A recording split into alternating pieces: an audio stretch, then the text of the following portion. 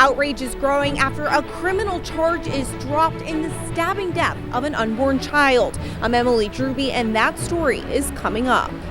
New York's legendary Cardinal Francis Spellman accused of sexual abuse years before his death. The allegation is coming from a former West Point cadet.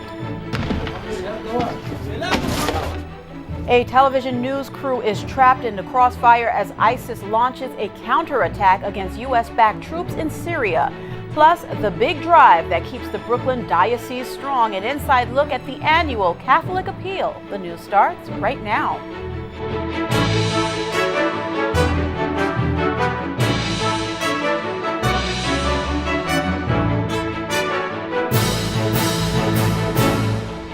We want justice for all children, born and unborn.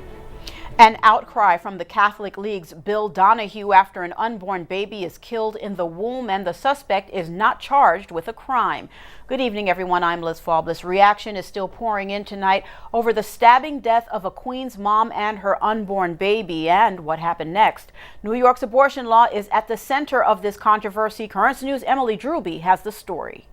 Many Catholics across New York heartbroken over a criminal charge that was eliminated in the stabbing death of 35-year-old Jennifer Irigoyen in her unborn child. This should be a crime. It's horrible. It's tragic. And that woman's family will never be able to have complete justice. Irigoyen was killed in her Ridgewood apartment on the morning of February 3rd. Her boyfriend, Anthony Hobson, has since been arrested and charged in her death. Police say Hobson dragged the victim into the stairwell of this building where he allegedly stabbed her multiple times. According to the Queens District Attorney, Irigoyen, who was 14 weeks pregnant, could be heard begging for her unborn baby's life. A gruesome surveillance video of the crime won't be publicly released. The initial charges against Hobson included abortion in the second degree for causing the death of Irigoyen's unborn child, but that charge dropped because of the Reproductive Health Act. Well, this really puts it under a microscope, doesn't it, what Governor Cuomo did? Part of that law, signed by Governor Cuomo at the end of January, removed abortion from the state's criminal code. Jesuit Father Sam Sawyer has studied the implications closely. It's no longer possible for abortion to be a crime, whether that's a case of a medical abortion, an abortion performed by a doctor, or whether it's the case of a woman losing a pregnancy due to violence. There currently seems to be confusion over what types of charges could be filed in a case like this. State Senator Liz Krueger, a sponsor of the law, says people can still be charged with first-degree assault in the killing of an unborn child, but that's not the case with Hobson. Bill Donahue, president of the Catholic League, says there needs to be more clarity on this issue. We've got to get this thing resolved. Otherwise, we're just going to have this more all the time. Donahue asking for a new statute to address this problem. Hobson is being charged with second-degree murder, tampering with physical evidence, and fourth-degree criminal possession of a weapon. He could face 25 years to life in prison if convicted. In Ridgewood, Emily Drewby, Currents News. Stay tuned. Dennis Paust of the New York State Catholic Conference will be here. He'll talk about the impact of the Queens murder case, President Trump's latest condemnation of late-term abortion, and a new poll. All that is minutes away. The legendary leader of the New York Archdiocese, the late Cardinal Francis Spellman, is now being accused of sexual abuse. The allegation is being made by a former West Point cadet more than 50 years after Cardinal Spellman died. National correspondent for The Tablet and Crux, Christopher White, joins us now with more on this story. Christopher. That's right, Liz. Cardinal Spellman was the longest-serving Archbishop of New York and had a close friendship with Pope Pius XII. Now the late cardinal is being accused of groping then West Point cadet Lucien Truscott IV when the young man interviewed him at the cardinal's residence. The charge is published online in the magazine Salon. Truscott claims Spellman made multiple advances during their talk, only to be stopped by the cardinal's personal secretary. Truscott says he is breaking his silence now because, quote, while it may have seemed funny to us 52 years ago, what we've learned about sexual abuse by priests and bishops in the Catholic Church has proved that the casual groping by Cardinal Spellman that day was only a hint of what was going on and had been going on in the Church, certainly for decades and perhaps for centuries. In response, Archdiocesan spokesman Joe Swilling says, quote, we have never had a substantiated allegation of abuse against Cardinal Spellman. We would welcome Mr. Truscott in contacting the Archdiocese and reporting his allegation to our Safe Environment Director and or the Victim Assistance Coordinator so that we might offer whatever assistance might be needed. Mr. Zwilling said this is the first time the Archdiocese had heard of the allegation and is taking it seriously. Cardinal Spellman died in 1967 at the age of 78. Liz? Christopher, and there's yet another layer to this story. Christopher, arguably the most powerful American cardinal since Spellman has been Theodore McCarrick, and there's a link between the two. So tell us what that link is, and how does this accusation affect the sexual abuse crisis in America overall? Liz, there's a real unfortunate irony at play here. Cardinal Spellman was the one who ordained Theodore McCarrick to the priesthood in the late 50s. And when we think about Spellman's legacy, he was certainly a huge church figure, both interacting with church and state. And it was really Cardinal McCarrick who would kind of fill those shoes in the following decades. And of course, it was Cardinal McCarrick's downfall this summer that has sparked this latest wave of clerical sex abuse in this country. So that's an unfortunate sort of interconnection here. All right, Christopher, thank you so much for that report. A Brooklyn jury today convicted Mexican drug kingpin Joaquin El Chapo Guzman on all 10 charges against him. The 61-year-old Guzman, who twice escaped prison in Mexico, now faces up to life behind bars. The guilty verdict follows an 11-week trial where prosecutors painted Guzman as a ruthless and calculating drug lord who ran the Sinaloa cartel. Governor Andrew Cuomo and President Trump met late this afternoon at the White House. The meeting, closed to TV cameras, came at Cuomo's request. He wanted to discuss the impact of the 2017 tax law that caps deductions for state and local taxes. The governor has said the cap punishes high-tax states such as New York. The president has expressed interest in changes to the cap. Tonight, President Trump is reacting to the border deal hammered out in a bipartisan compromise. At stake, keeping the government open and building the border wall. Karen Kafa has the latest from Washington. The answer is no, I'm not. I'm not happy.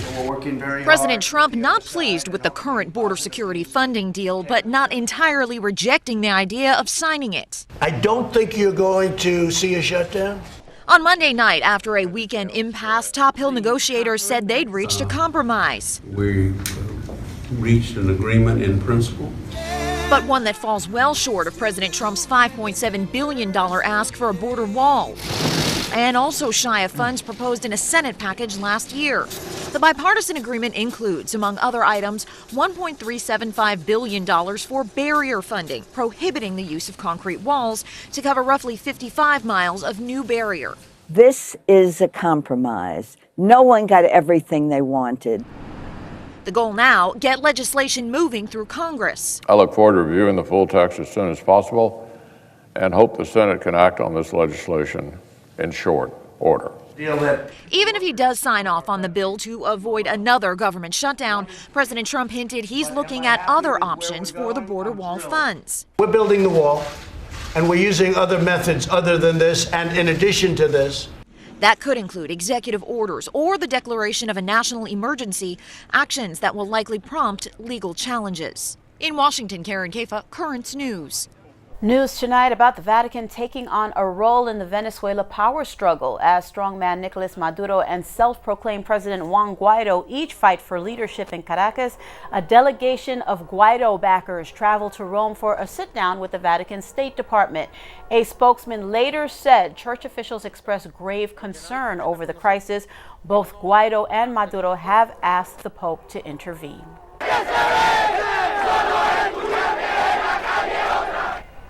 In Caracas, mass protests all day today against the rule of Nicolas Maduro, with thousands of young people leading demands that Maduro allow desperately needed aid into the country.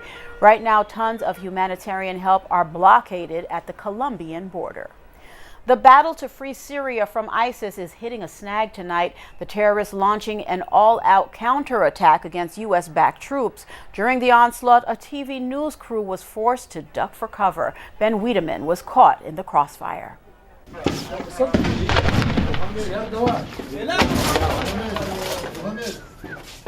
Now we have to pull out because it appears that there's been a serious ISIS counterattack. And we've seen some of the SDF troops pulling back as this goes on, although some of the officers are urging them to go forward. What ISIS fighters were doing were taking advantage of the early morning fog, which is often their tactic, to try to make advances, and it appears indeed they have, and that's why we have to move back. Eradicating ISIS from Syria won't end the fight. The top U.S. general in charge, Joseph Votel, says the pressure must be unrelenting. But it doesn't mean the end of the organization, and we are going to have to continue to put military pressure on them. The Syrian Democratic Forces will, and we will help them. General Votel warns that when ISIS is forced out of its last city stronghold in Syria, they'll melt away and shift to guerrilla-style attacks. There's a lot more news headed your way. President Trump takes on Democrats over abortion. They're becoming the party of socialism, late-term abortion, open borders, and crime. With late-term abortion a red-hot topic in New York, I talk with Dennis Paus, a top statewide Catholic leader, and the big campaign that helps fuel the Brooklyn Diocese, its schools and parishes. A close-up look at where the money goes. Do you have a story idea or want to share a tip? Email us at newstips@desalesmedia.org or call our 24-hour number 718-517-3122. We'll be right back.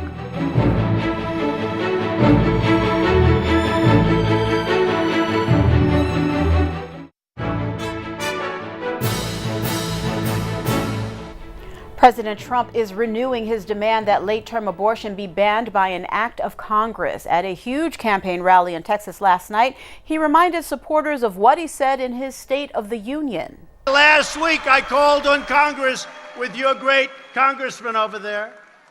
Thank you, fellas. To immediately pass legislation prohibiting extreme late-term abortion. Trump also criticized Virginia's Governor Ralph Northam and his support for the abortion of babies even after they're born. The president's condemnation is made as outrage flares over New York's law. As Emily Drewby reported, a man who allegedly stabbed his former pregnant girlfriend to death is no longer facing abortion charges. The criminal case wiped away because of this new law. Communications Director for the New York State Catholic Conference, Dennis Paus, joins us from Albany. Dennis, thank you so much for being here with me. You weren't surprised by this development at all. In fact, you predicted it. What other dangers are in this Reproductive Health Act? Well, yeah, you're right, Liz. We did predict this one, and we informed legislators, not just in our bill memos, but in actual correspondence that we wrote to them, begging them, even if they were going to pass this bill, to fix that provision, to allow people to be charged with criminally removing a woman's choice to keep her baby, which is now wiped off the books. But there are other dangers in this legislation as well, which is supposedly just to codify Roe v. Wade, but it goes way beyond it. It allows non-physicians to do abortions. It allows abortions really for any reason up until the time of birth. A doctor could say health of the mother, but that's been interpreted to mean economic health, mental health, social health, psychological health. So it's really abortion until birth, and it removes very needed protections for pregnant women. Dennis, with the understanding that you cannot read anyone's mind, but you do have an understanding of law and procedure, why would legislators decide the killing of a child in the womb was not a crime? I think that this was a situation of a bill that was written not by mainstream legislators or mainstream New Yorkers, but it was a bill drafted by abortion radicals. And unfortunately, when you let a radical fringe on either the left or the right control the legislative process, you end up with bad legislation. And that's what happened here. The idea, I think, is that they are so unwilling to recognize even a hint of personhood of the unborn child, of a fetus, that instead they would sooner see no crime for the death of that unborn baby than to even remotely hint that there might be some personhood rights there. But you don't even need personhood rights to have a crime that says if you kill a wanted child that's illegal. We had that in New York for all these years, and now unfortunately it's been wiped off the books. Actually, you can probably clarify that even more with this next question, referring back to Emily's package. We have a situation here where this man is being charged with the death of a mother, but not the child. Now we have this law that takes away restrictions on abortion. So ultimately, I'm asking you, then, what's the difference? Why does having an abortion charge in this case matter? It matters because it acknowledges that two crimes were committed, the crime against the mother and the crime against the unborn child. And it's not a perfect example because, yes, they'll be able to charge second-degree murder, which is a very serious crime in this state, for the unfortunate and tragic death of this woman. But sometimes a woman is simply assaulted, maybe punched in the stomach. There have been times when women have been slipped abortion drugs in their drinks to cause an abortion. And so the woman is otherwise unharmed, but her baby is lost. In those cases, and they have happened, the prosecutors now could only charge for assault, sometimes just misdemeanor assault on the woman, with no charge of abortion for the wanted child. And so the ability to send someone to prison for taking away that woman's choice to bear her child is now removed in New York state law. Dennis, we just heard from President Trump talking about banning late-term abortions. I want us to listen to something else that he said. The Democrat Party has never been more outside of the mainstream. A new poll supports what the president's assertion is. 79% of all Americans reject abortions in the last 3 months of pregnancy. Even pro-choice respondents, around 66% of them, say they're against third trimester abortions. And then there are 69% of young people between the ages of 18 to 34 also turning their thumbs down on late-term abortions. What do you make of this, Dennis? Well, I would maybe clarify a little of what the president said to say more to your point, Liz. I don't know. It's not so much Democrats as much as sometimes the leadership in the party and who they listen to. And yes, it's tragic that unfortunately in New York and elsewhere they're listening to the radical fringe of their party, and they're not listening to the everyday blue collar and workers and moms and dads who are Democrats and are repulsed by late term abortion. Almost all New Yorkers and Americans are repulsed by third trimester abortion and want them to be extraordinarily rare and regulated. Dennis, as always, your perspective is welcome and appreciated. Thank you so much for joining me. Great talking with you. Anytime, Liz. It's always a pleasure. The campaign is essential to the Brooklyn Diocese. The annual Catholic Appeal provides funds that are the lifeblood of many important programs. For example, a Queens priest at a Catholic high school is able to continue his mission because of it. Currents News' Tim Harfman has a profile of the priest and more on what the appeal accomplishes. What a group. What a group. Father Ralph Adel is the chaplain at St. Francis Prep High School in Fresh Meadows, Queens. His job is to strengthen the faith of each student so that it lasts a lifetime. The hope is that one day they'll go to college and be involved in that way, and God willing, one day as parents, as adults, they'll do the same thing in their parishes. A mighty mission in need of great support, and Father Ralph receives that through the annual Catholic Appeal, a campaign conducted in every parish of the Brooklyn Diocese. The annual Catholic Appeal is an ongoing way of sustaining the programs that happen in Brooklyn and Queens for all parishes. John Heyer is the Appeal's executive director and explained the $8 million raised in the latest campaign fund a lot of projects. More than a quarter of donations support vocations. Another big chunk, 25%, go to faith formation. Other programs include Catholic charities, Catholic migration services, retired priests, Catholic school scholarships, chaplains, and help for parishes. And when an individual church beats its assigned goal, there's a bonus. Anything over a parish's goal goes directly back to the parish in order to help support that parish in perhaps a project or something that they're doing. Parishes received over $1.2 million from last year's campaign. Father Ralph, how are you? Father Ralph says the appeal helps nearly 2,500 students. We'll be introducing freshmen to the foundations of the faith and to the spirituality of the school. We're going to get an outside speaker to come in. That's because of the funds of the ACA. But members of the St. Francis Prep community say having a full-time chaplain also fills a void. What Father Ralph does best is he establishes relationships. And they're so important. Now I see people filtering in and out of his office. It's not only about just having a chaplain, it's about it's a friend. Not only spiritually, but socially. Father Ralph helps guide us to what to do the best in our lives. But it's really nice to have someone there who you can talk to and help you understand things that you might not be able to learn from a teacher or a guidance counselor. In Fresh Meadows, Queens, Tim Harfman, Currents News. To make a donation to the 2019 Annual Catholic Appeal, go to coh.annualcatholicappeal.org and fill out the form. New Jersey could become the next state to approve physician-assisted suicide. The Senate Legislative Committee voted 6-3 to advance a bill that would permit doctors to prescribe lethal doses to patients with terminal illnesses. The Catholic Church opposes the measure, as well as all other forms of suicide. If passed, the New Jersey law would be limited to adults who have less than 6 months to live. A large number of priests in Mexico have been removed from ministry for sexual abuse. That's according to the president of the Mexican Bishops' Conference. Archbishop Rogelio Cabrera said 152 priests were removed, and some of them even had to go to prison for their crimes. In Mexico, each bishop is responsible for dealing with these allegations, but Archbishop Cabrera says they are working on compiling the statistics and making every effort to, quote, put these situations in order.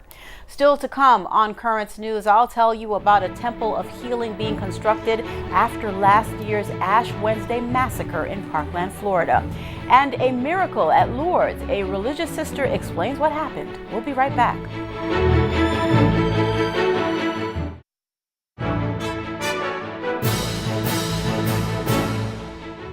Almost 1 year ago, the nation was shocked when on Ash Wednesday, a gunman went on a rampage at Marjorie Stoneman Douglas High School in Florida.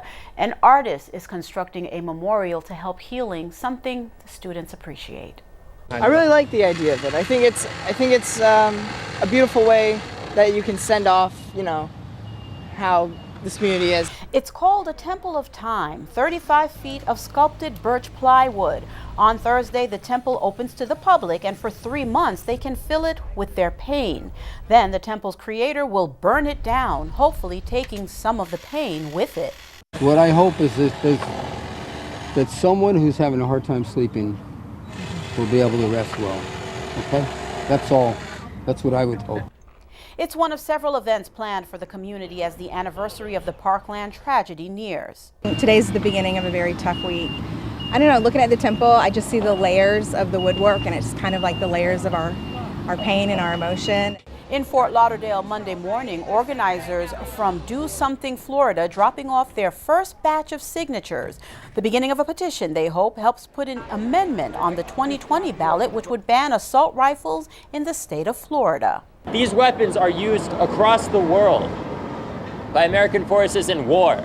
And it's time to end the war in our schools. It's time to end the war in our streets. Meanwhile, back in Coral Springs, the temple to help continue the healing process is nearing completion. I kind of understand what they're saying now, and they say, come here, leave your pain here. This is the 20th temple that David Best has constructed with the hope that his works help serve communities around the world. Sister Bernadette Moyroy says her life is a miracle. She is one of the most recent people who experienced an inexplicable healing after visiting the Marian Shrine of Our Lady of Lourdes in France. The sister suffered from a degenerative and paralyzing illness. Then after 42 years, she felt she could walk again after receiving the blessing of the sick at the shrine. From the sick, we learn to become small because we don't have the answer to the suffering of others. We learn patience. We learn to live the present as a gift, even though we depend on others. I continue to go to Lourdes to pray for the sick, to accompany them, not with words or speeches, but simply by being there with them and helping them. Sister Bernadette's healing was presented in Rome and officially declared as a miracle by the Bishop of the Diocese of Beauvais. That is Currents News. I'm Liz Faublas. Thank you for joining us because we are putting your faith in the news. Hope to see you again next time.